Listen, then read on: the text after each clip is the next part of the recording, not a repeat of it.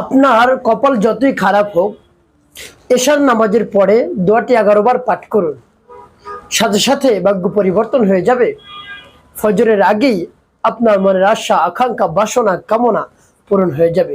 প্রিয় ভাই বোনেরা, এভাবে আমলটি করা যখন শেষ হয়ে যাবে, আমলটি করে কিভাবে আপনি ঘুমাবেন সুন্নত তরিকা আমি শুরু থেকে শেষ পর্যন্ত বলে দিব। যদি আপনি ভিডিওটি না টেনে শেষ পর্যন্ত দেখতে পারেন, তাহলে সব কিছু আপনি শিখতে পারবেন। কোথায় কিভাবে কি করতে হবে, দোয়াটি কি, সব কিছু আপনি পেয়ে যাবেন।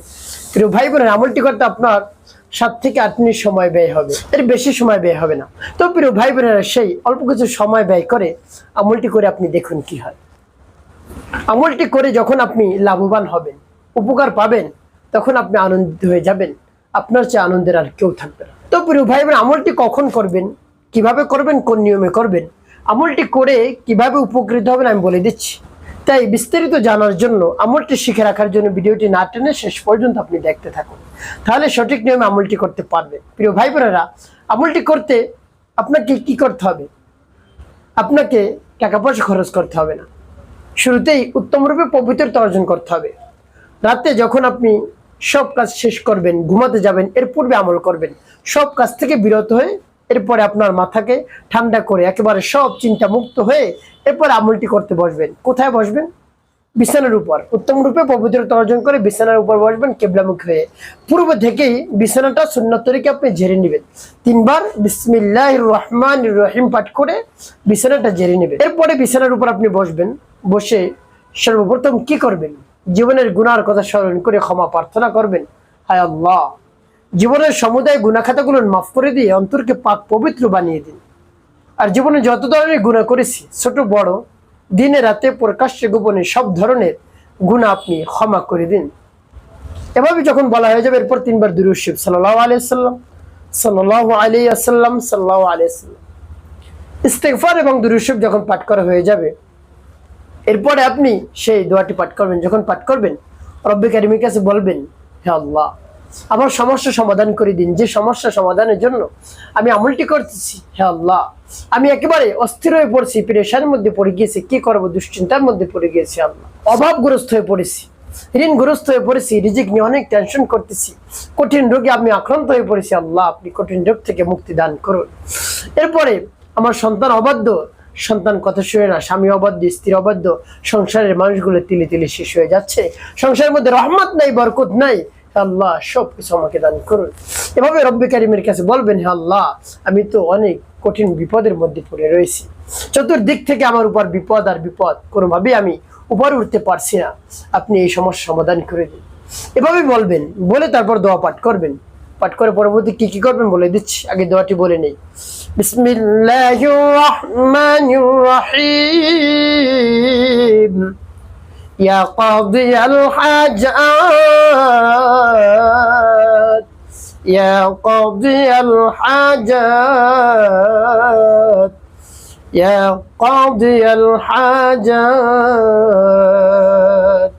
এভাবে যখন পাঠ করা হয়ে যাবে, একটু ফুটবেন। তারপর আপনি আবারও পাঠ করবেন, ইয়া কাদিয়াল হাজাত, ইয়া কাদিয়াল হাজাত,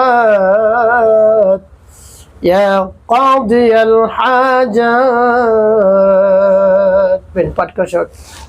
তারপর আপনি মনে দরদ নিয়ে আবার পাঠ করবেন, ইয়া কাদিয়াল হাজাত, ইয়া কাদিয়াল হাজাত, ইয়া কাদিয়াল হাজাত। পাঠ করা সবার প্রিয় ভাই বোন, কতবার এভাবে গুনি গুনি আপনি পাঠ করবেন? 11 বার। শেষে নবীজি সাল্লাল্লাহু আলাইহি ওয়াসাল্লামের মহব্বত নিয়ে, ভালোবাসা নিয়ে 5 বার দুরূদ ইব্রাহিম পাঠ করবেন। আল্লাহুম্মা সাল্লি আলা মুহাম্মাদ ওয়া আলা আলি মুহাম্মাদ কামা সাল্লাইতা আলা ইব্রাহিম ওয়া আলা আলি ইব্রাহিম ইন্নাকা হামিদুম মাজিদ। আল্লাহুম্মা বারিক আলা মুহাম্মাদ ওয়া আলা আলি মুহাম্মাদ كما باركت على إبراهيم وعلى آل إبراهيم إنك حميد مجيد. اللهم صل على محمد وعلى آل محمد كما صليت على إبراهيم وعلى آل إبراهيم إنك حميد مجيد. اللهم بارك على محمد وعلى آل محمد كما باركت على إبراهيم وعلى آل إبراهيم إنك حميد مجيد اللهم صل على محمد وعلى آل محمد كما صليت على إبراهيم وعلى آل إبراهيم إنك حميد مجيد اللهم بارك على محمد وعلى آل محمد كما باركت على إبراهيم وعلى آل إبراهيم إنك حميد مجيد اللهم صل على محمد وعلى آل محمد كما صليت على إبراهيم وعلى آل إبراهيم إنك حميد مجيد اللهم بارك على محمد وعلى آل محمد كما باركت على إبراهيم وعلى آل إبراهيم إنك حميد مجيد এবং যখন পাঠ করা হয়ে যাবে এরপর দুটি ফু দিবেন প্রিয় ভাই আমলটি করা শেষ ওই স্থানে বসে রব্বে কারিমের দরবারে হাত উত্তোলন করে দোয়া মোনাজাত করবেন আপনি যে সমস্যার মধ্যে পড়ে রয়েছেন সেই সমস্যার কথা রব্বে কারিমের কাছে বেশি বেশি বলবেন দেখবেন সকল সমস্যা সমাধান আল্লাহ রাব্বুল আলামিন করে দিবেন আপনার ভাগ্য পরিবর্তন হয়ে যাবে সৌভাগ্যবান আল্লাহ রাব্বুল আলামিন আপনাকে বানিয়ে দিবেন তো প্রিয় ভাই বোন এভাবে আমলটি যখন শেষ হয়ে যাবে আপনি ঘুমিয়ে পড়বেন সুন্নত তরিকায় কিভাবে আপনি কিবলামুখী হয়ে ডান কাত হবেন ডান কাতে এভাবে মাথার নিচে হাত দিবেন এরপরে ঘুমানোর দোয়াটি পাঠ করবেন আল্লাহুম্মা বিসমিকা আমুতু ওয়া আহইয়া যখন পাঠ করা হবে এরপর আপনি ঘুমিয়ে যাবেন আপনি নিয়ত করবেন মনে মনে আল্লাহ আমি আমলটি করে ঘুমিয়ে পড়লাম আমার আমলকে কবুল করুন আর ফজরের নামাজে আমি যেন উঠতে পারি নামাজের সময় আপনি আমাকে জাগ্রত করে দিন আমার থেকে যেন নামাজটা মিস না হয়ে যায় আপনি সেই সময় আমাকে জাগ্রত করে দিন যদি নামাজ আমি আদায় করতে না পারি তাহলে আমার আমলেও কোনো কাজে আসবে না এভাবে আল্লাহ রাব্বুল আলামিনের কাছে মন খুলে বিশ্বাস নিয়ে বলবেন দেখবেন আল্লাহ রাব্বুল আলামিন ভাগ্য পরিবর্তন করে দিয়েছে মনের আশা আকাঙ্ক্ষা বাসনা কামনা একেবারে পূরণ করে দিয়েছেন প্রিয় ভাই বোনের একটি কাজ আপনাকে করতে হবে 5 ওয়াক্ত নামাজ আদায় করতে হবে নিয়মিত মিথ্যা কথা বলা যাবে না মানুষের খেদমতে কল্যাণের কাজ করবেন অবশ্যই আপনার জীবন সুখময় হবে শান্তিপূর্ণ হবে ইনশাআল্লাহ